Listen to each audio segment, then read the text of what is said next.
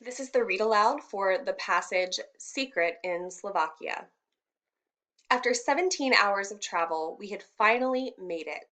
It was 10 o'clock at night, and we were in Slovakia, standing in front of great Aunt Gertrude's house, which stood at the end of a long, narrow street and looked to be made of ancient stone.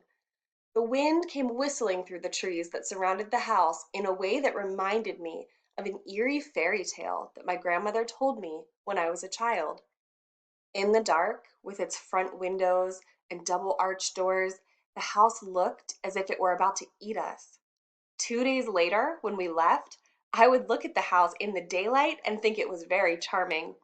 Right then, I wanted nothing more than to find the inside much less frightening than the outside. I was in Slovakia with my mother and uncle to prepare Aunt Gertrude's house to be sold. 2 years ago, when she became increasingly frail, she had come to the United States to live out her days close to the only family she had, my mother, my uncle, and their families. I had seen Aunt Gertrude more in the past 2 years than I had ever before in my life, and she could be terrifying, often wearing a mean scowl on her deeply lined face. She never had children of her own, and worked as a governess when she was young, and although those children had to be my parents' age by now, I still felt bad for them.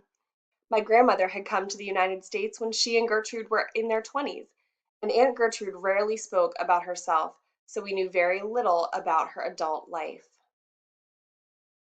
Although I never felt particularly close to Aunt Gertrude, it was comforting to know she was close by in her last years.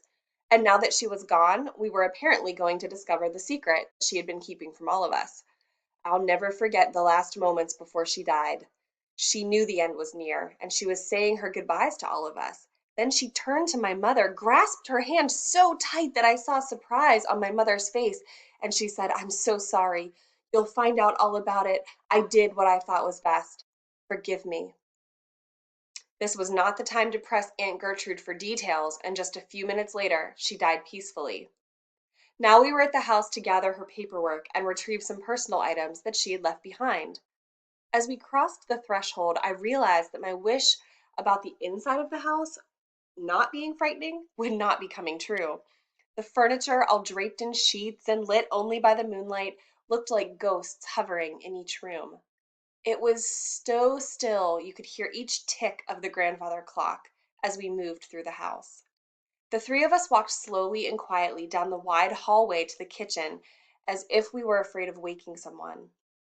My uncle turned on a light switch as we walked into the kitchen, and the bulb instantly blew out, sending my mother and me into a momentary panic. We all composed ourselves and made our way to the library. Aunt Gertrude had directed us specifically to this room so that we could gather certain books and other items that she wanted to remain in the family. As we crept into the room, we all noticed it at once. On the desk there was an old wooden box with a note on top in Aunt Gertrude's handwriting that read, "Forgive me." I had never asked my mother or uncle what they thought we might discover at Aunt Gertrude's house because I was certain that they would not know. Aunt Gertrude had always been such a distant, shadowy figure, even when she was living in the United States. Now we were about to find out what she had kept secret for years. My uncle opened the box and pulled out a stack of old papers. On top was stationery that looked as if it was about 50 years old. The letterhead had a picture of a building with the words, "Bratislava School for Girls."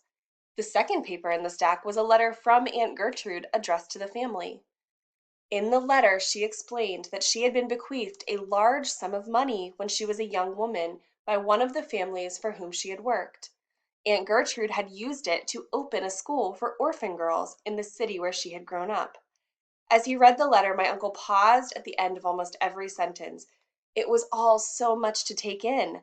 Aunt Gertrude explained that she knew many orphans as a child growing up in the city, and when she was given this money, she knew immediately what she would do with it. The letter said that her only fear was that her family would be angry with her for not sharing the money. We all looked at each other in disbelief. A woman we had all feared had sacrificed what could have been a luxurious life in order to help orphans in her homeland, and she had worried that we would be angry about it. A few days later, we returned home with the surprising news about Aunt Gertrude. The news made me regret not knowing her better while she was alive, but at least our family now knows what kind of generous person Aunt Gertrude really was.